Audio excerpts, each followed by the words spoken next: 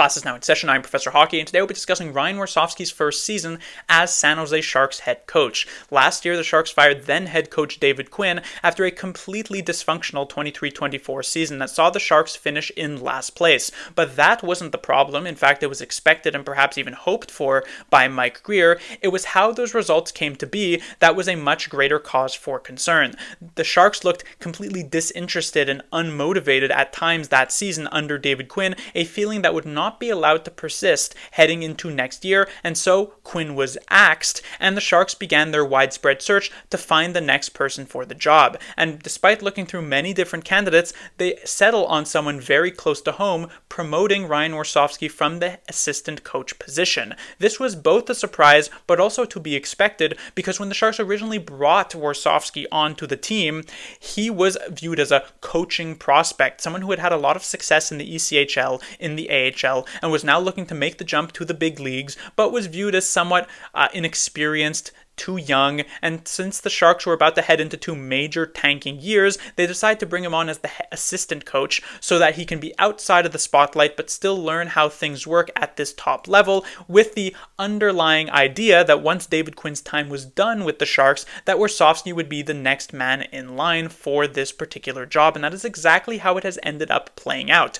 But there were some very real risks involved. The reason why this is still somewhat of a surprise is that nobody would have blamed Mike Grier for going completely off board with his selection. You would think that the Sharks would want a complete new direction for this organization and to bring in a fresh face who had not been associated with the team in the previous years. Someone who could come in with a clean slate, start from square one for this new era of Sharks hockey. Having Warsofsky stay on, since he was directly adjacent to David Quinn, who led that really bad environment of the team last season, there was a risk that that toxic culture would carry into this year. It does not seem to have occurred. The Sharks have avoided the brunt of those major consequences, but when Mike Grier made this decision, there was a real possibility of it backfiring, but with enough roster turnover, not much overlap between this year's team and last, it seems as though the Sharks have escaped unfazed.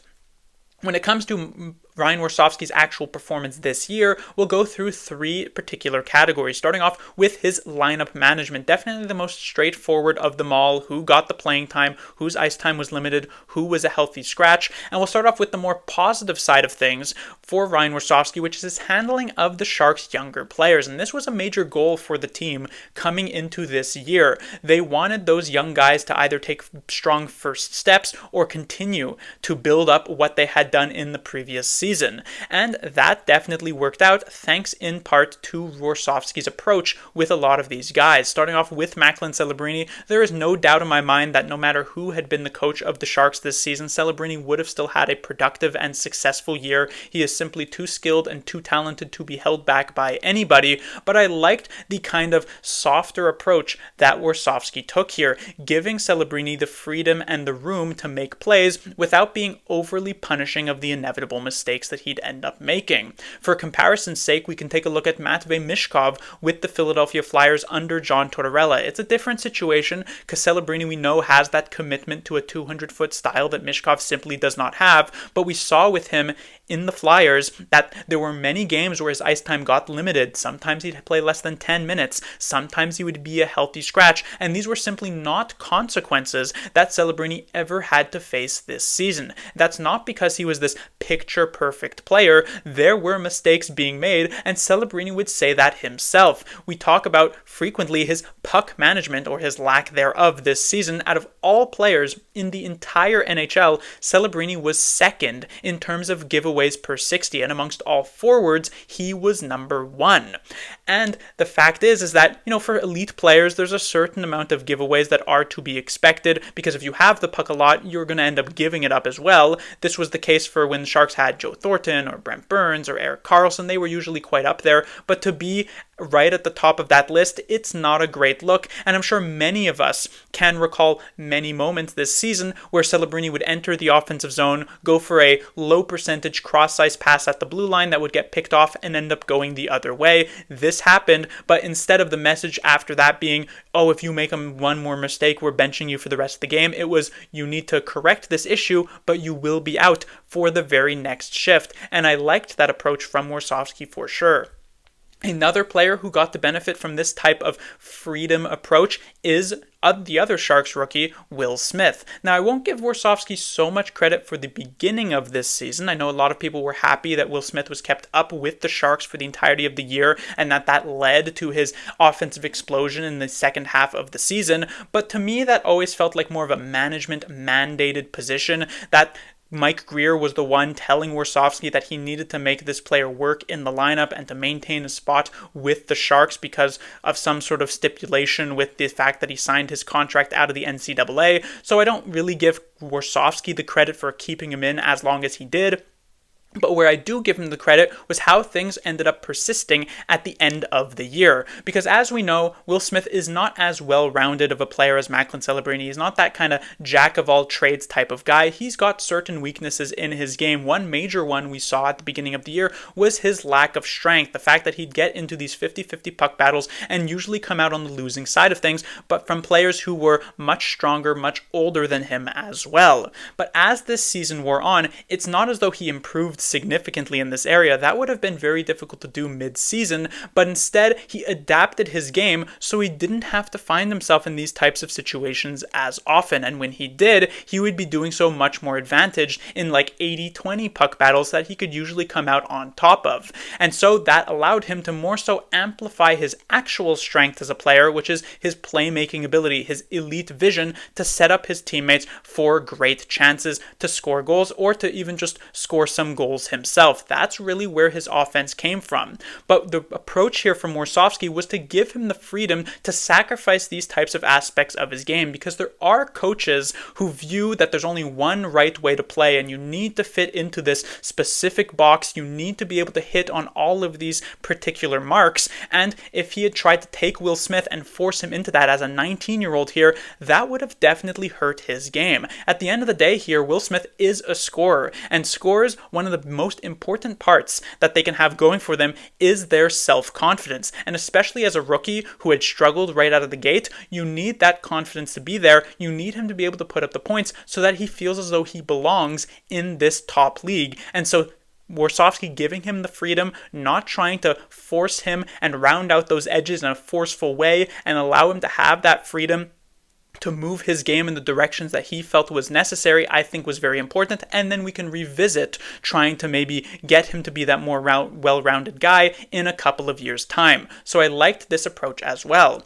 With William Eklund, another player, though not a rookie, who took some significant strides forward this season. Offensively, there was some improvement. Obviously, he managed to outscore his numbers from last year, but this can be attributed to the fact that the Sharks as a whole were just a more skilled team. Celebrini being added, Smith being added, Toffoli being added, and the team as a whole ended up scoring more goals than the previous season, despite still finishing last place in that area in the entirety of the NHL. But where I think really Eklund made those major improvements was on the defensive side of things, and that was really great to watch. You know, plus minus isn't the greatest stat and can be extremely misleading, especially since it's more team related and there's some luck involved. But last year Eklund was a minus 45 compared to this year he was a minus 7. That is a massive jump in terms of plus minus, and it is supported by some of the underlying statistics as well. He was one of the highest possession players on this team, one of the best in terms of expected goals relative to his teammates. He's not going to necessarily get any Selke votes, but you could certainly make the argument that he was the best defensive forward on the San Jose Sharks roster this season. And so being a 60-point player on the second line is good, and that's exactly what Eklund showed himself to be thus far this season, and he'll continue to get better in this area. But to not only be that, but also one who is responsible in his own end, that makes him a very valuable piece of this team, and Warsofsky should be given the credit for allowing him to get those well-rounded parts of his game going. A couple of other young guys, players who started the season with the San Jose Barracuda but eventually got promoted. We'll start off with Colin Graf here. This was someone who it was kind of unsure where he would end up. Was he an AHL player? Was he an NHL player? His few game debut in the NHL last season weren't necessarily super impressive or anything like that, and so he started the year with the Barracuda, but he played exceptionally well for them through the first couple dozen games and eventually earned a call-up to the Sharks at the beginning of January. He was pretty good. He immediately got a top position with a line of Smith and Celebrini, but while the two-way game was there, the offense wasn't really flowing. And if you really want to be a top 9 player in the NHL, you do have to be able to contribute every here and then. And so after a couple of weeks, Graf was actually sent back down, but he was given the kind of instructions of what was necessary to improve in his game to actually get back to this position. The fact that he needed to be less scared of making mistakes, the fact that he needed to hold on to pucks a little bit longer to end up as an actual scoring threat.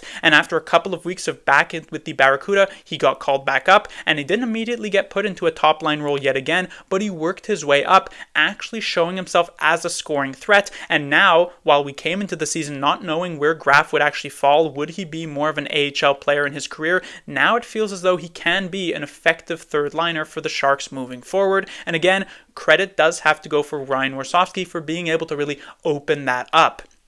Another player who falls into a similar category but actually had a bit of an opposite start to this season was Shakir Mukhamadullin, because he was expected to be an NHLer this season. Many people thought he would be in the Sharks' top 6 to start the year, but because of an injury, that did not happen. He began the season with the Barracuda, and unlike Graf, he actually wasn't actually playing all that well in the AHL, but he gets the call-up anyway, because this is where the Sharks wanted him to be, and there's not a ton of defensive prospects that San Jose actually has above him in their depth charts compared to at forward, and so he comes up, he plays in that third defensive pairing role. He looks pretty good. He's kind of getting eased into this position, but slowly but surely, especially as the Sharks start to deal with some injuries to like Jan Ruda, or certain players get traded away in the case of Cody Ceci and eventually Jake Wallman, Mukhamadullin works his way up to the lineup to where in mid-March he finds himself as the top pairing defenseman on this team. Now, would he be a top pairing defenseman on any other NHL team? Obviously not, but at the time that it did happen, he was clearly the best option over guys like Desharnais or Liljegren or whoever else. And while he didn't necessarily do an amazing job here, he showed a lot of promise for a player who has barely even played half a season here in the NHL at this point. So Warsofsky showing that trust, showing that he recognized the talent that was there, gives Mukhamadullin the confidence to have played in this position and the confidence heading into next season that he can be that top 4 defenseman, which I very much appreciated. And so a lot of the young players, though not all of them, got some really strong kind of soft approaches from Ryan Warsofsky. But at the same time, on the other side of the coin, there was some very real veteran favoritism that came into play this season. It's not unusual for a coach to have certain veteran guys that they really, really like. We saw it happen with Nick Bonino and Matt Nieto over the past few years in San Jose, and it continued to be the case here under Warsofsky. And you already know who I'm going to be talking about and mentioning first. It has to be Barklay Goodro. This was a player who, at least by the end of the season, did find himself in the correct spot, which was basically just as a fourth liner. But at the beginning of the season, Ryan Warsofsky was very, very stubborn about where this player would actually end up playing. I've mentioned many times in the past about the liability that Goodro serves on the ice, the fact that the Sharks were heavily outplayed whenever he was actually on for this team, and that was shown statistically and by the eye test, but Warsofsky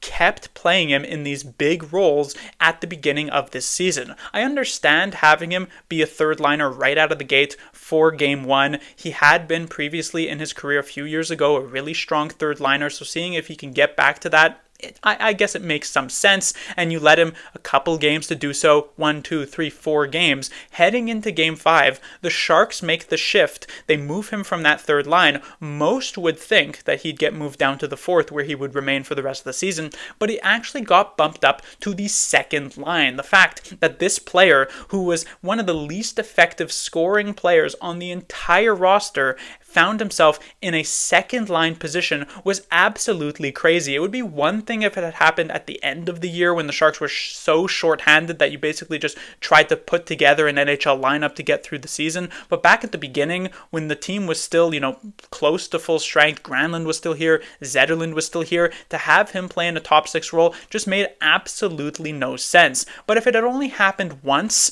it wouldn't be that big of a deal. But the thing is in the first 36 games of this season, Barklay Goodro found himself in a top six position, including on a top line role 11 different times. He played with Granlund. He played with Toffoli. There was a stretch of games, multiple in a row, where he was on the second line with both Celebrini and Will Smith. Just absolute inexplicable, failing upwards type of deployment for this player who showed absolutely nothing through the first couple of months of being deserving of this type of favoritism, this type of priority treatment of being a top six player. Like, a third line was already too much for him, and so to get this much top six playing time, it just is so mind-boggling to me. The first game on the year that he found himself in a fourth line role was game 37, late in December. I believe it was against the Dallas Stars. But what makes this even worse is that the very next game, game 38, he was right back on the Sharks' top line with Granlund and Toffoli. It is just absolutely absurd and somewhat worrying moving forward as well. Because yes,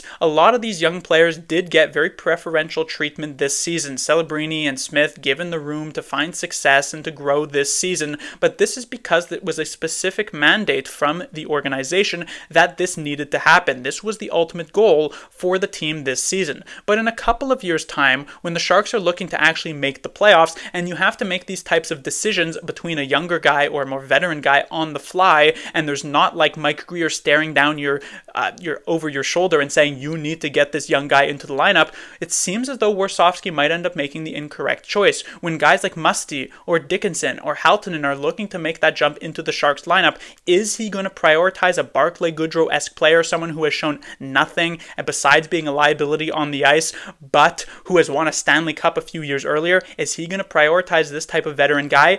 It is certainly possible and is a worrying trend moving forward. But it was not just Barklay Goodro who got this type of preferential treatment. On defense, another player who we can talk about is Jan Ruda. He was paired with Mario Ferraro back at the beginning of the season. I already know mentioning the Jan Ruda and Mario Ferraro pairing is bringing up some very uneasy memories for Sharks fans because it was just an absolute disaster. Even despite not really playing together all that much, it still remains as one of the worst defensive pairings in the entire NHL this season. It was so bad. The two players who play very similarly and yet do not complement each other at all. They were constantly hemmed into their own zone, failing to clear, and just pummeled shift after shift after shift. After just the first couple of games of this season, most people would have wanted them separated, except apparently Warsofsky, who kept them together for 13 straight games to open the year, even after the Sharks had gone out and acquired Timothy Liljegren to basically play with Mario Ferraro.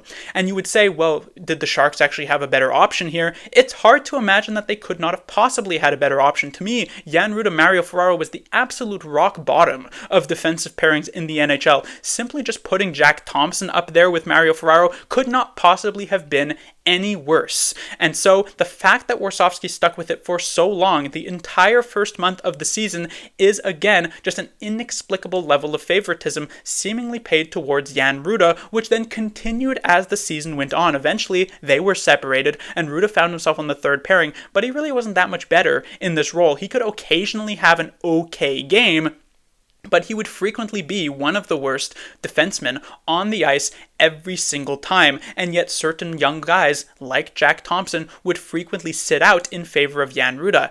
Jan Ruda was not once a healthy scratch this entire season. He played every single game up until his major injury, I believe in late January, that kept him out for a couple of months. But otherwise, he was given just absolute faith from the coaching staff despite really not deserving it at all. And so it is again a situation where a more veteran player was given heavy heavy priority over others for something that you could not really see based on the eye test, and you can't really get from the stats either. It's just, I guess, the intangibles that they bring. And so to me, this can be a bit of a problem moving forward for the Sharks if such a thing continues. Can't really draw like many conclusions from it. Still, it is overruled by the fact that the younger players finding some success this season was very, very important, but we'll see how things go in the next couple of years. Then we move on to the systems aspect. This is definitely not as straightforward as lineup management because it's very difficult to really discern whether or not the issues with the Sharks this season from every single aspect was a personnel problem or actual issues with what Ryan Warsofsky was trying to do. Because even the best of the best coaches in charge of the Sharks this season probably would not have gotten this team into a playoff position. It would have been so unlikely. And so there's really only that much that Warsofsky can actually do in this spot. For instance, from an offensive perspective, the Sharks' blue line is yet again extremely weak in this area. Yes, Wallman was added. Yes, Liljegren was traded for early on in the season, but even Wallman isn't exactly a strong play driver offensive guy. He can clear out of his own zone, but he doesn't really have the capability of making offense happen in the offensive zone, mostly just a guy who takes random slap shots towards the net. That can be useful, but isn't exactly a Erik Karlsson-esque approach. And so, for the Sharks, that heavily limits the amount of offense that they can generate, and that's not really on Warsofsky.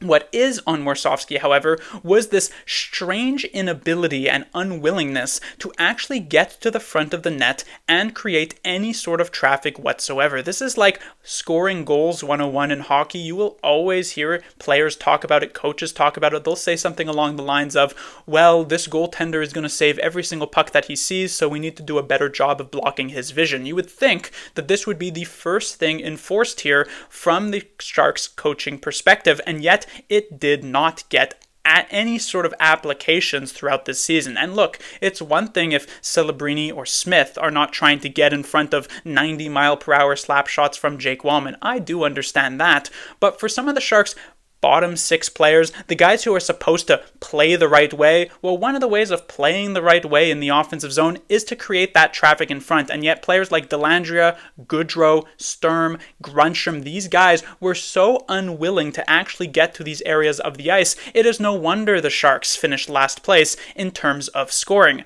When you have Ferraro and Thrun and Vlasic, these players who don't have much offensive capability and who 80% of the time when they get the puck, they throw a weak wrist shot towards the net, you need to have some sort of traffic if you want those to have any chance of going in. One of the major reasons for why save percentage has fallen over these last few years in the NHL is not just because, well, the NHL has made rules to try and encourage more scoring and has, made the goaltending equipment smaller or anything like that. It is also because teams have gotten a lot smarter about picking their shots. They have realized that a weak shot towards the net that has a 0.001% chance of going in is basically no better than a turnover, because at worst case, the goaltender will just direct the puck to one of his teammates, and then that's just a clear-cut turnover. And the best case scenario is that the puck gets frozen and it ends up with a 50-50 face-off. This isn't actually all that great if there's not some sort of side chance that a goal or that a scoring chance can be created. But when you have zero traffic in front and it is just an easy glove save for anybody, or an easy pad save, or an easy whatever save for any goaltender to make, you're not actually getting anywhere. And this was a major issue for the Sharks throughout this entire season, just this unwillingness, even for the kind of gritty players that you would expect it from, to get to these types of areas on the ice. When it comes defensively, it is again a situation where there's obvious some personnel issues here. The Sharks were heavily playing this season in their own zone because they're just simply not good enough to sustain pressure in the offensive zone. And because of that, there's a lot of fluidity here. You can't possibly practice every single possible situation in your own zone, so you do have to go based on instincts. And with the fact that the Sharks have a young team and even some of the older guys aren't the best defensively, you're going to end up with the puck in your net more often than not. That's not really on Warsofsky. But what is, I would say, more so of a Warsofsky fault is the Sharks' inability to defend the rush.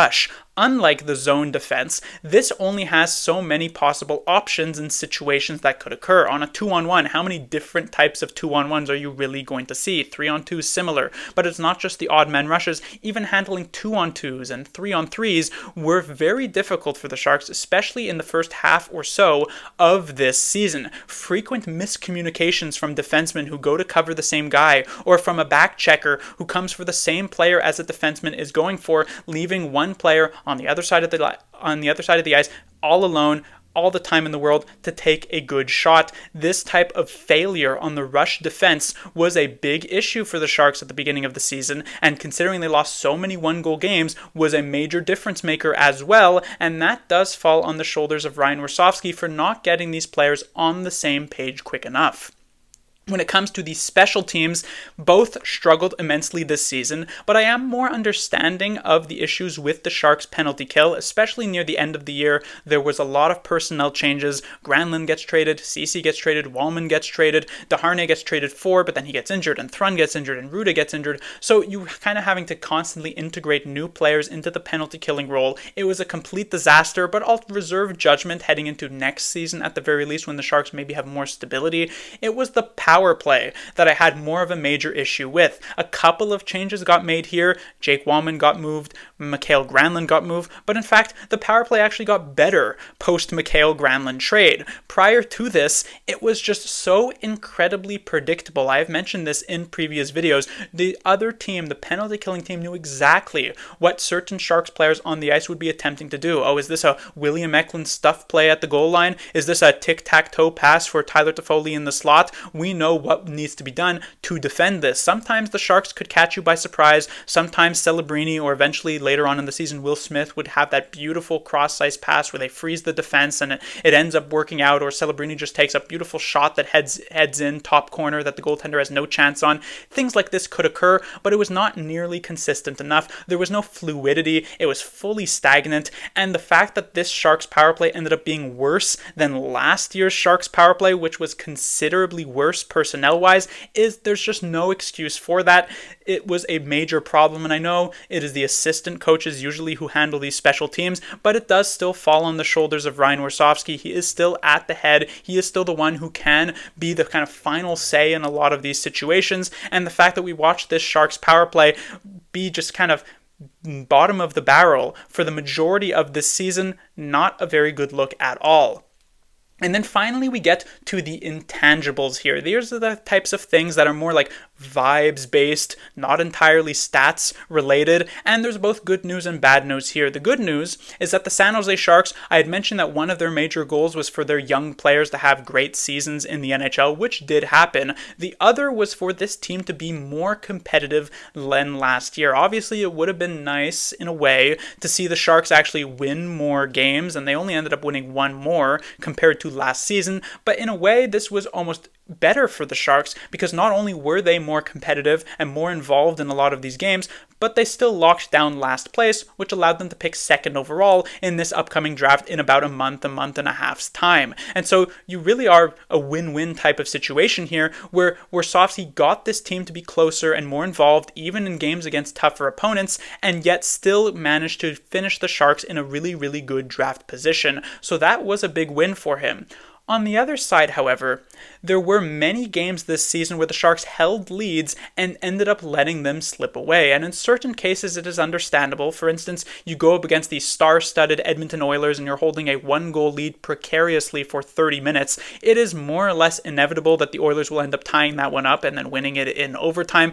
That I don't have a major problem with. But when you go up against the Nashville Predators and you have a 4-goal lead, and this is a team that only finished 2 spots above you in the standings, and then you end up losing that game in regulation, that is a much worse look, and was obviously not to this extent, but was something that did happen many times this season. So many blown third period leads. The Sharks were actually the worst team in the league when it came to this particular area. And I look, for instance, at, for those who are following the World Championships, that is currently ongoing, Ryan Warsofsky is the head coach of Team USA. And just a few days ago, Team USA got shut out by Team Switzerland. But more importantly, yesterday, the Americans went up against Team Norway, had a 5-1 lead, and that game eventually finished in overtime. Now, it was a victory for Team USA, but the fact that they gave up 4 unanswered to Team Norway, a team that they should really be able to handle quite easily, is not a good look, and does reflect more so poorly on Warsofsky as well. For the Sharks, he had the excuse of, oh, this is just a young team that doesn't know how to win, but Team USA, relatively experienced, and they still don't know how to win. There's clearly some sort of a carryover here that maybe isn't so much of a coincidence. So moving forward, this is a real issue that Warsofsky is going to have to address.